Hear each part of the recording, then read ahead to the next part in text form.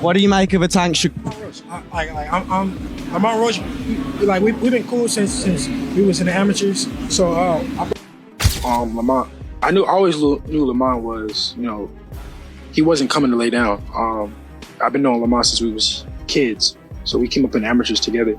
So I knew Lamont was serious. He was coming in there to fight. Obviously, just to secure the win is doing just enough to get a draw. So I have to push harder. I have to train harder. I have to be more mean. I have to be more physical. Devin Haney recently paid a visit to Lamont Roach's training camp ahead of his highly anticipated rematch with Gervonta Davis. Haney, who sparred with Roach in the past, expressed his support and respect for the fighter.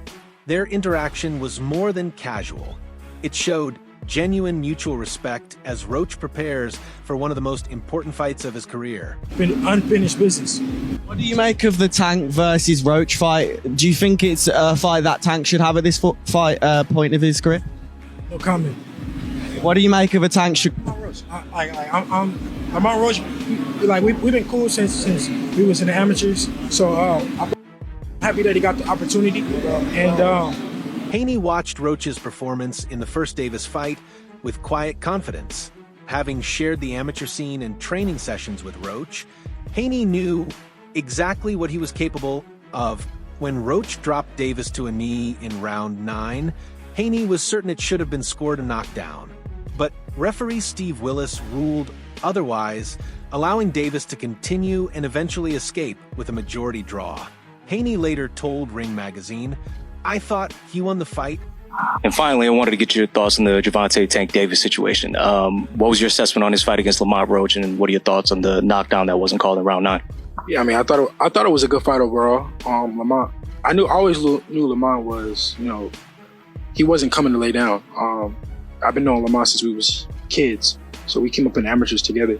So I knew Lamont was serious. He was coming in there to fight. But he did a lot better than I thought he would, and I thought he won the fight personally. Yeah, the no knockdown, that was like unheard of. It was the first time I've ever seen it with my own 2 eyes, and yeah. Yeah, you were you've made some comments. I wanted to see the backflip, and I'm surprised Tank didn't say nothing back to you about that. Hey, I was just speaking my opinion on it.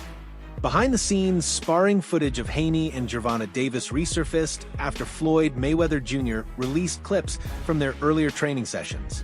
The video made waves in the boxing world, clearly showing Davis landing clean shots on Haney, fueling ongoing comparisons between the two elite fighters. Did you ever see him spar any of them? Yeah. What happened? Who he sparred? Y'all know what happened, man.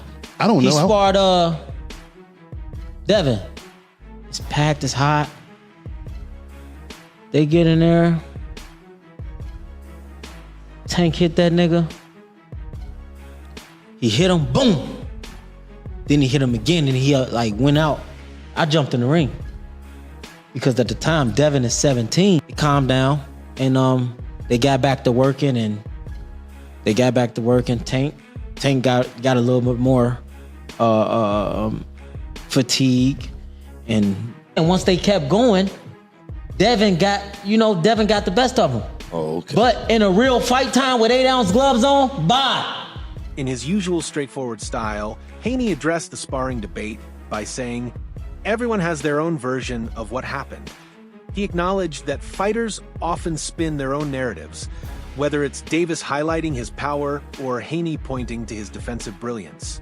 It's all part of the sport's storytelling. It was so long ago that it doesn't even matter now because, we're grown men and we could, settle it in the ring. All right, yeah. It's where it really counts because, it's so many stories, so many different point of views. But I told my story, and now I'd rather just get it in under the lights. I love that. Our first fight, me and Ryan's first fight, we was I want to say 10 years old. So we've been fighting since we was young kids. So did you ever build a friendship, or was it just always Haney and Roach's bond goes beyond boxing. When Haney publicly criticized Ryan Garcia for PED use, calling him a cheater, Roach didn't hesitate to back him. Ryan is a cheater, Roach said, echoing Haney's stance, "Their unity speaks volumes. Two world-class athletes standing together for the integrity of the sport. It's not just loyalty, it's a shared commitment to fairness and principle." I'm not too into the political side of whatever they got going on. I think Brian's a cheater. I speak out against that. That's dirty. I don't care about nothing else that's dirty in our sport. Our lives are at stake. Whatever actions he's taking up against him outside the ring, I don't got nothing to deal with. I don't got nothing to think about or talk about on his stance. That's his decision or whatever the case may be. Recent footage from Roach's Brooklyn training camp paints a picture of a fighter in peak condition. Every round of sparring is high intensity, with precise footwork, tight defense, and lightning-sharp jabs. He's treating every session as if it's the fight itself.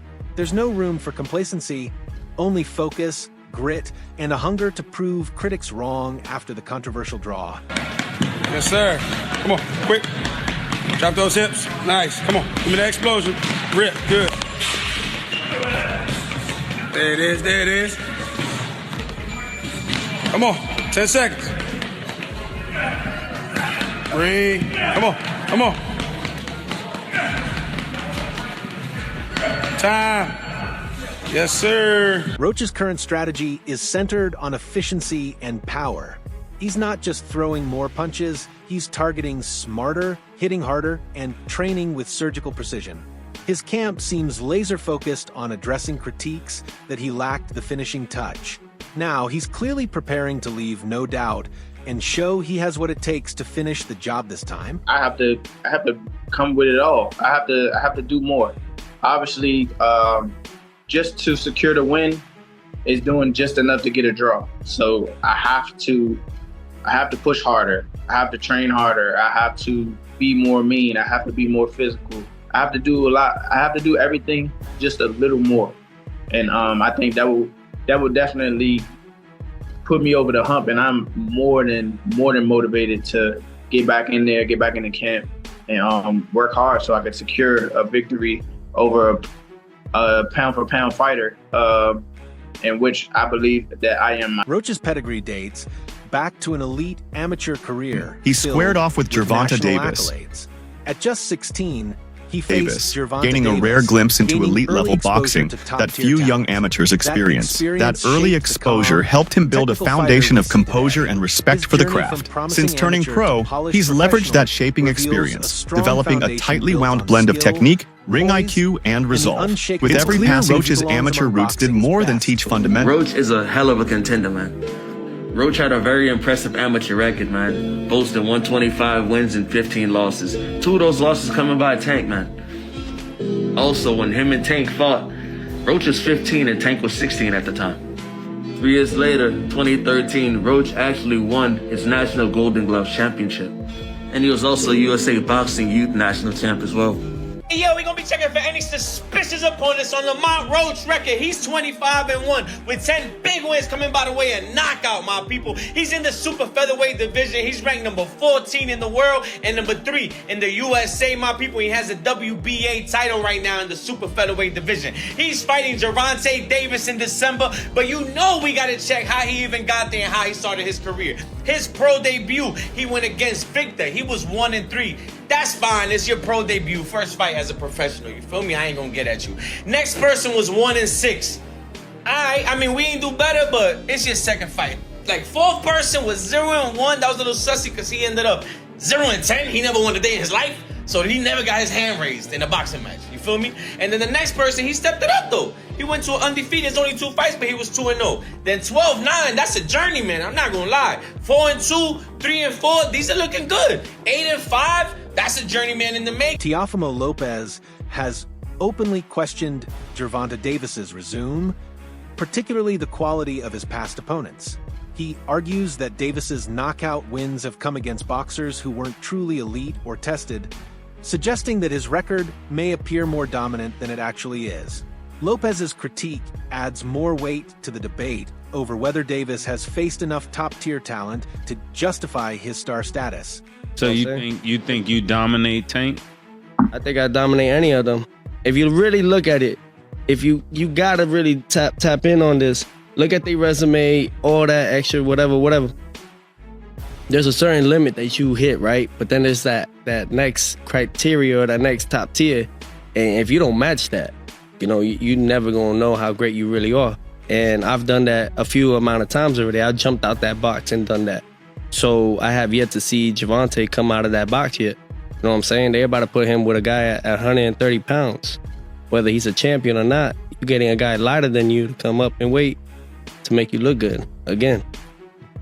You know what I'm saying? Promoter Eddie Hearn has been a consistent advocate for Lamont Roach Jr., even when critics doubted his credibility as a legitimate challenger.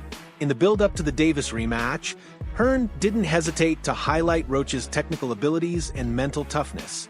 His support gave Roach the promotional boost and credibility he needed on such a massive stage. Despite holding a world title, Lamont Roach remains under the radar for many casual fans. His low-key public persona has led some to overlook his abilities, making him appear like an easy mark for Davis. But those who followed his career understand that Roach brings high-level technique, ring IQ, and a relentless work ethic.